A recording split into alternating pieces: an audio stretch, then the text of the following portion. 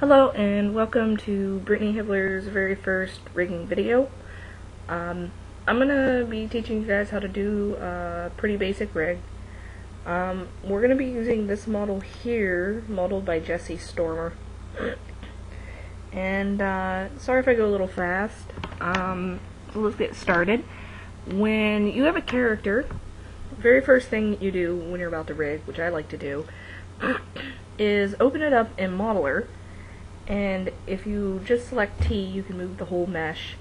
And right here where your orientations are, I like to make sure that the character is centered as if this would be the belly button.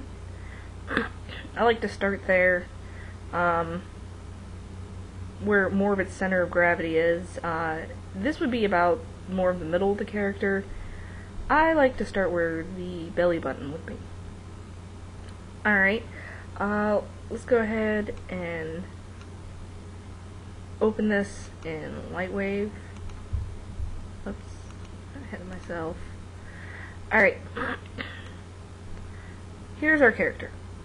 Very first thing I like to do is I like one in right view and then one in front view.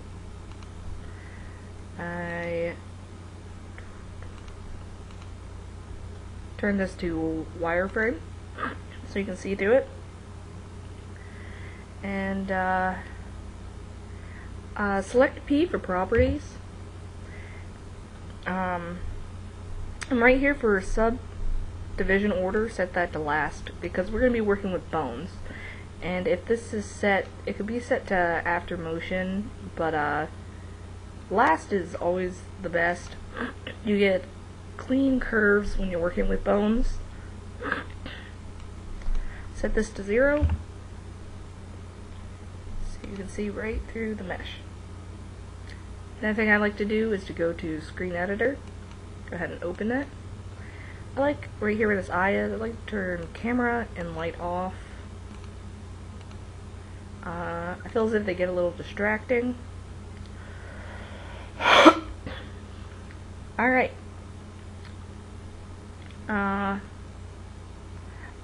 Let's get started. First couple things you like to start with is creating a null, and all of our naming conventions will start out with the name, which we'll call janitor, and the first null will be bones. This will have all the bones attached to it.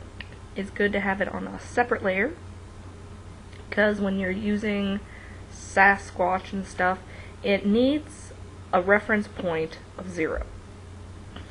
And if the bones are under here, it gets a little funky, but if they're on their own separate null, it just seems to work out better that way. Another thing I like to add is janitor main. Bring this down to the bottom, about where his feet would, about where his feet would touch if they were straight. Select P for its properties. Go to Add Custom Object, Item Shape. Double click on that. Make a ring. Alright. The reason I did that, if you go up to your scene editor, open it again, here's your janitor hero. Put it under the main, and then put your bones under the janitor hero. Alright, the reason we do this is when you select the main, it will select all of it.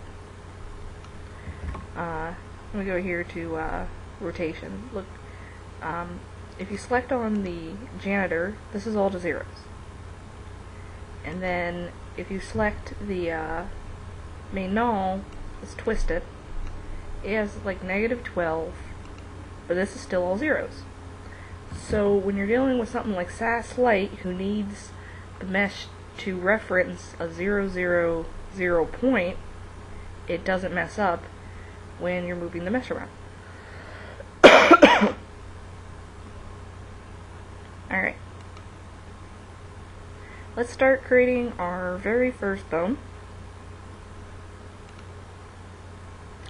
In setup, make sure you have bones and draw child bones.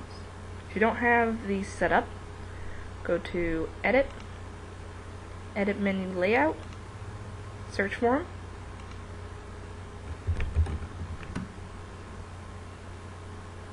Draw bones, draw child bones, etc.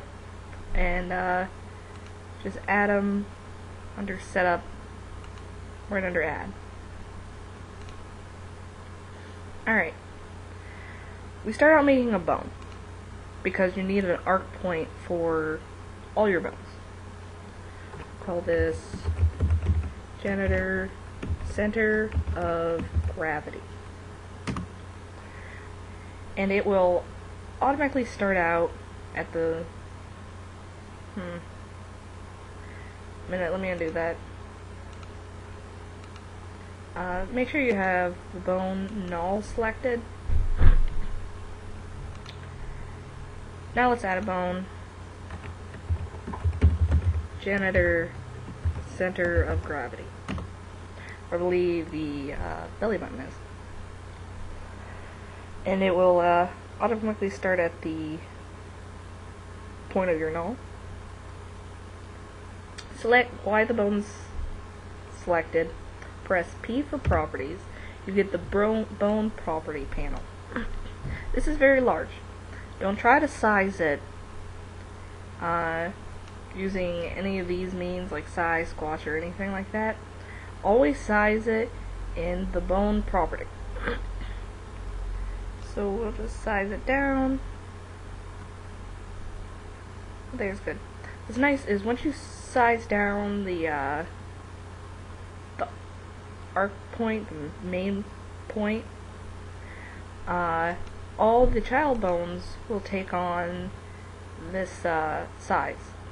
So let's get started with our next bone.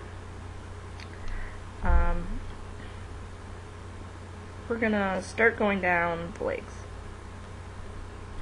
It's also good to check the orientation of your bones because all bones after this will try to take on its parent's orientation. I'll show you how to fix that. Right now, the first one will always be set up in the orientation we want. Draw a child bone. Zoom here. Draw a child bone. Just select down. Make a fairly small bone, maybe about a little more than half of this bone, and slide it back. Alright. What this bone does is we'll be creating a left hip and a right hip. But when you want them to move together, this bone is going to be its parent. Now let's do the right hip. Draw a child bone. Come over here and select out.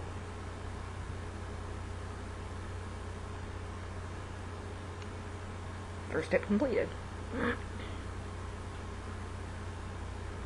It's also a good time to start. Spacebar will drop the selection, the draw child bone tool.